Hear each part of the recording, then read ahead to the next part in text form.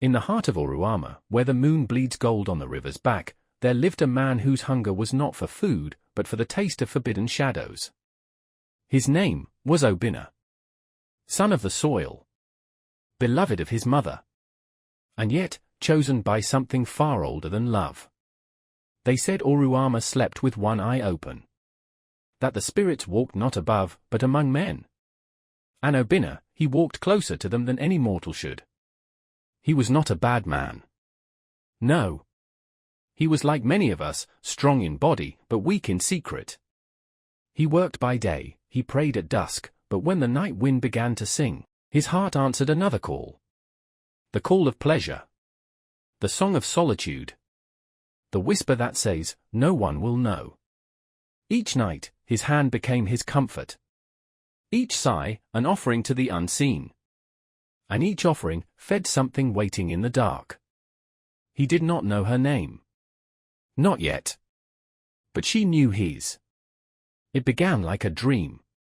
The first night, he thought it was loneliness speaking. The second, he thought it was madness. But by the third, he was no longer alone. A shadow forms in his hut. A figure of a woman, half beauty, half smoke.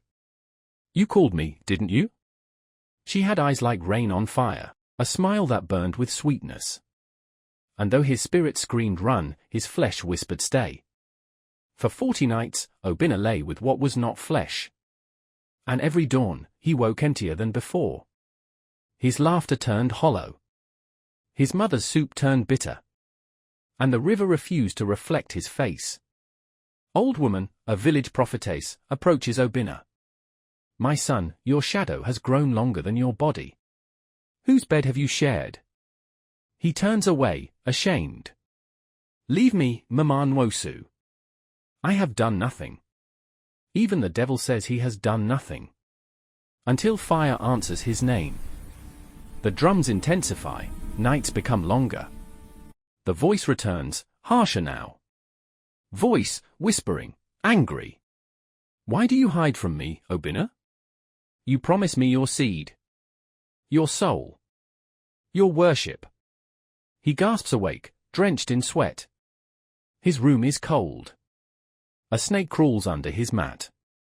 By then, Oruama had begun to rot from within. Children fell sick. Crops withered. And in every nightmare, the same name was heard. Obinna. He runs to the river, crying, shaking, whispering prayers in broken tongues. Father in heaven, deliver me. Deliver me. But the river did not move. Because the thing he called had taken root, not in his body, but in his blood. Cut to a scene under the sacred tree of Oruama. The prophetess and elders form a circle. Fire burns. Drums pound slowly. Prophetess, chanting. What is bound in the night must be unbound by light. What is taken by shadow must be named aloud. They force Obinna to confess. He screams. The voice returns, screeching from the void. He is mine. He fed me. He called me with his pleasure and I came. The wind howls. Lightning splits the tree. The villagers scatter in fear. And that night, Oruama learned, sin is not only in the act, but in the silence that follows.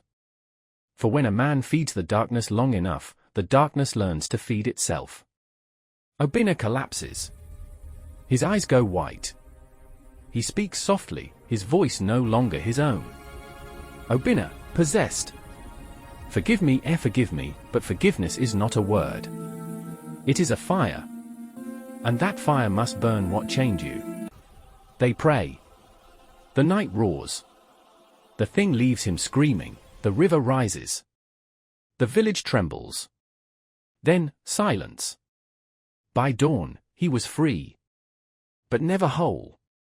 He would wander the forests for 40 days, seeking the face of the god he betrayed. Some say he found peace. Some say he vanished. Others say, he still walks by the river, warning those who listen. So if ever you feel the whisper calling, when the night wind sings your name, do not answer. For not every desire is yours. And not every voice in the dark is love.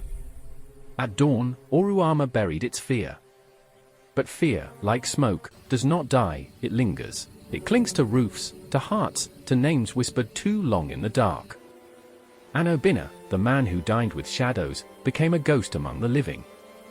Obinna walking through the forest. His body thin, his eyes hollow, his steps aimless.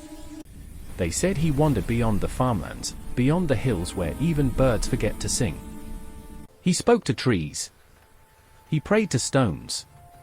And every night, he lit a small fire and begged it to remember light. He kneels by a dying flame, whispering, "Let me see you again, just once."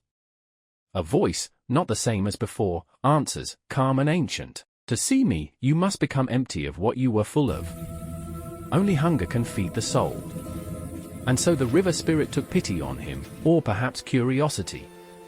For even the gods, it is said, are moved by the cries of a broken man. The river glows faintly at night. The water ripples backward, flowing against the current. The river turned its course that night. Not toward the sea, but toward the mountain of ancestors. And Obinna followed. 40 days he walked. 40 nights he spoke to no one. And on the 40th night, when his voice had become only breath, he reached the mouth of the mountain, the cave of Eri, where men meet what they truly are. Obinna enters. Darkness swallows him. A single beam of light pierces through a crack in the stone. The Shadow Woman, softer now. "You seek forgiveness, yet you called me once in love. Do you hate me now, Obinna?" He trembles, tears streaming. "I do not hate you. I hate what I became with you." And that was the truth the spirits had waited to hear. For truth, not ritual, opens the path of cleansing. A surge of wind fills the cave. The shadow dissolves into dust. The carvings blaze with light. The darkness bowed to light. The hunger met the holy. And the man who dined with shadows finally learned to fast. Obinna walks out of the cave, reborn. The forest greets him with birdsong. His reflection returns to the river. When he returned, no one recognized him. Not because he changed his face, but because he carried no shadow behind him. Children play by the river. The prophetess, now old and frail, watches from afar and smiles faintly. Prophetess, softly. He has become story. And story is the only immortality we are promised. So remember, children of Oruama, and children of all lands, the night is not evil. It is only empty. And every light that dares to shine must once walk through its own darkness. Dawn breaks over Oruama. Mist hugs the river like a sacred veil. Birds sing, but there is a weight in the air, as if the wind carries memory. They say the river never forgets. And neither do the trees, the hills, nor the stones of Oruama. For every man who walks through darkness leaves a trail. And some trails burn brighter than the sun. Elder, chanting softly. Listen well, little ones.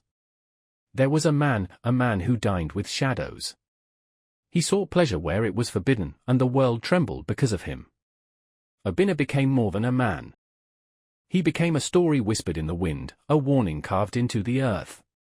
For men, for women, for all who dare the night unprepared. Some say if you listen closely when the night wind hums, you can hear him, Obinna, walking between worlds, guiding those who wander too close to forbidden hunger. Prophetess, chanting. Let the children know, pleasure without wisdom is fire without ash. And shadows are patient. They will wait. They will come. And only the brave who honor the dawn shall survive their gaze. Obinna never returned to his mother's house. He wandered through mountains, rivers, and deserts of the soul, and every village he passed, every child who heard his tale, learned the same truth: not every whisper in the dark is yours to answer. Not every shadow is a friend. And not every fire you light will warm your heart. Obinna, echoing, distant. Be vigilant, be wary, feed not the shadows, lest they feed themselves.